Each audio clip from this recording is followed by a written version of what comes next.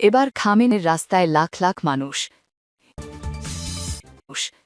ইউক্রেনে F-16 গুলি করে ভূপাতিত রুশ কমান্ডার। এবার খেয়ে ইরানের রাস্তায় লাখ লাখ মানুষ। বিদেশি মদতপুষ্ট সাম্প্রতিক দাঙ্গা, সহিংসতা ও সন্ত্রাসী কর্মকাণ্ডের তীব্র নিন্দা জানিয়ে সোমবার ইরান জুড়ে বিশাল গণমিছিল ও সমাবেশ অনুষ্ঠিত হয়েছে। রাজধানী তেহরান সহ দেশের বিভিন্ন প্রদেশের রাজপথে নেমে সর্বস্তরের ইরানি নাগরিকরা ইসলামী প্রজাতন্ত্রের প্রতি তাদের অটল সমর্থন পুনর্ব্যক্ত করেন। স্থানীয় সময় দুপুর ২টায় তেহরানে মূল কর্মসূচি শুরু হলেও অনেক প্রদেশে সকাল থেকেই সাধারণ মানুষ মিছিলে যোগ দেন। দেশের ঐক্য ও সংহতি বিনষ্ট করতে শত্রুপক্ষ যে ষড়যন্ত্র শুরু করেছে, এই বিশাল জনসমাগম তারই দাঁত ভাঙা জবাব বলে অভিহিত করেছেন দেশটির উচ্চপদস্থ কর্মকর্তারা। গত মাসে ইরানের বিভিন্ন শহরে অর্থনৈতিক সংকটের প্রতিবাদে সাধারণ ব্যবসায়ীরা শান্তিপূর্ণ কর্মসূচি শুরু করলেও পরবর্তীতে তা সহিংসতায় রূপ নেয়। সরকারি ভাষ্যমতে যুক্তরাষ্ট্র ও ইসরায়েলি উস্কানিতে তাদের মদতপুষ্ট ফার্সি সংবাদ মাধ্যমগুলোর প্ররোচনায় এই বিক্ষোভকে পরিকল্পিতভাবে নাশকতার দিকে ঠেলে দেওয়া হয়েছে। ইরানি কর্তৃপক্ষ স্বীকার করেছে যে জনগণের অর্থনৈতিক দুর্দশা ও জীবনযাত্রার মান নিয়ে অভিযোগগুলো যৌক্তিক, তবে তারা স্পষ্ট করে জানিয়েছে যে মার্কিন নিষেধাজ্ঞা এবং কেন্দ্রীয় ব্যাংক ও তেল রপ্তানির উপর ওয়াশিংটনের অন্যায্য কড়াকড়ির কারণেই এই সংকট তৈরি হয়েছে। শত্রুপক্ষ এই দুর্দশাকে পুঁজি করে ভাড়াটে সন্ত্রাসী ও বিচ্ছিন্নতাবাদীদের মাধ্যমে দেশে বিশৃঙ্খলা সৃষ্টির চেষ্টা চালাচ্ছে। এদিকে মার্কিন প্রেসিডেন্ট ডোনাল্ড ট্রাম্প সম্প্রতি দাঙ্গাকারীদের প্রতি প্রকাশ্য সমর্থন জানিয়ে ইরানকে হুমকি দিয়েছেন।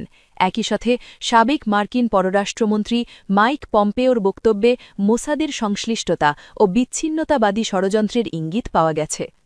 উদ্ভূত পরিস্থিতিতে ইসলামী বিপ্লবের নেতা আয়াতুল্লাহ আলী খামেনি গত শুক্রবার এক ভাষণে সাফ জানিয়ে দিয়েছেন যে কোনো অবস্থাতেই দাঙ্গাকারীদের সামনে ইরান নতি স্বীকার করবে না। প্রেসিডেন্ট মাসুদ পেজেশকিয়ানো জাতির উদ্দেশ্যে দেওয়া এক সাক্ষাৎকারে বলেছেন যে শান্তিপূর্ণ প্রতিবাদ আর দাঙ্গা এক জিনিস নয়। তিনি বলেন, সাধারণ নাগরিক হত্যা কোনোভাবেই গ্রহণযোগ্য নয় এবং যুক্তরাষ্ট্র ও ইসরায়েল সরাসরি এসব নাশকতাকারীদের প্রশিক্ষণ ও সহযোগিতা দিচ্ছে। পার্লামেন্ট স্পিকার মোহাম্মদ বাকের কালিবাফও জনগণের শান্তিপূর্ণ প্রতিবাদের অধিকারকে স্বীকৃতি দিয়ে জানিয়েছেন যে সশস্ত্র সন্ত্রাসবাদের বিরুদ্ধে রাষ্ট্র কঠোর অবস্থানে থাকবে। সোমবারের সমাবেশে অংশগ্রহণকারী সাধারণ মানুষ তাদের নেতার প্রতি সংহতি প্রকাশ করে জানান যে তারা কোনোভাবেই বিদেশি অপশক্তিকে দেশের স্থিতিশীলতা নষ্ট করতে দেবেন না। তেহরানে বিক্ষোভকারী মোহাম্মদ আলী আব্বাসি সংবাদ মাধ্যমকে বলেন তিনি শহীদদের রক্তের মর্যাদা রক্ষা করতে এবং আমেরিকার নোংরা ষড়যন্ত্র রুখে দিতে রাজপথে এসেছেন। ফাতেমা নামে আরেকজন বিক্ষোভকারী জানান, অর্থনৈতিক সংকট থাকলেও তারা চান এর সমাধান দেশের অভ্যন্তরীণভাবেই হোক। বাইরের কোনো দেশ বা যারা বছরের পর বছর ইরানিদের রক্ত ঝরিয়েছে তাদের কাছ থেকে কোনো ধরনের হস্তক্ষেপ বা নির্দেশনা তারা মেনে নেবেন না। বিচার বিভাগও এরই মধ্যে ঘোষণা করেছে যে রক্তপাত ও নাশকতায় জড়িত বিদেশি চরদের বিরুদ্ধে কোনো নমনীয়তা দেখানো হবে না। ইউক্রেনে গুলি করে ভূপাতিত রুশ কমান্ডার। ইউক্রেন পরিচালিত একটি যুক্তরাষ্ট্র নির্মিত মার্কিন F-16 যুদ্ধবিমানকে গুলি করে ভূপাতিত করেছে রাশিয়ার S-300 বিমান প্রতিরক্ষা ব্যাটারি। এমনটা দাবি করেছেন একজন রুশ কমান্ডার। রাশিয়া ওয়ান টিভিতে সম্প্রচারিত সাক্ষাৎকারে ওই রুশ কমান্ডার বলেন, যুক্তরাষ্ট্রের দেওয়া বিমানটি ছিল তার ইউনিটের সবচেয়ে আকর্ষণীয় টার্গেট। তিনি আরও বলেন, মার্কিন F-16কে লক্ষ্য করে 2টি ক্ষেপণাস্ত্র নিক্ষেপ করে রুশ ব্যাটারি।